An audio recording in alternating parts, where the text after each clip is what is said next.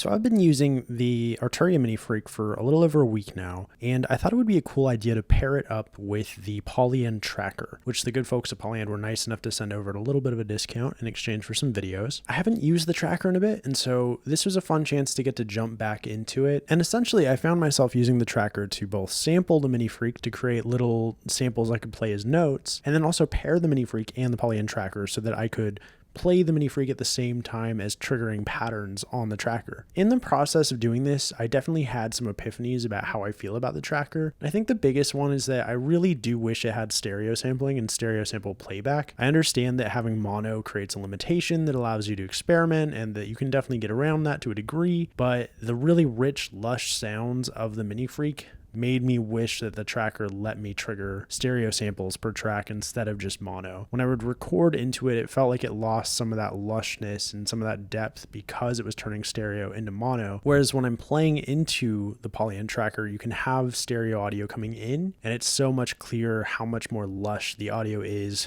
from the live playing versus the recorded samples. I don't even know if it's really something they could change. It feels very fundamental to the device, so it does feel like a limitation that might push me away from using it long term versus something like the Akai Force or the MPC. And it's another reason why I'm kind of interested in the OP1 field, but the OP1 field is such an investment that we'll see if I do that. But that said, the tracker and the Minifreak are a really cool combo, especially as kind of like a sketch pad, just to get some ideas out there and get like the bones of a song before you might take it into a DAW and do something bigger with it. And like I said, the limitations of sampling and of that, the mono sampling, the short sample availability per track, per song, it does lead you to be creative, which I think is cool. And so I put together a little jam that I'm going to play for you, and hopefully you enjoy what I came up with. Before I do that, consider liking and subscribing to help the channel grow. To everyone who's already done that, thank you so much.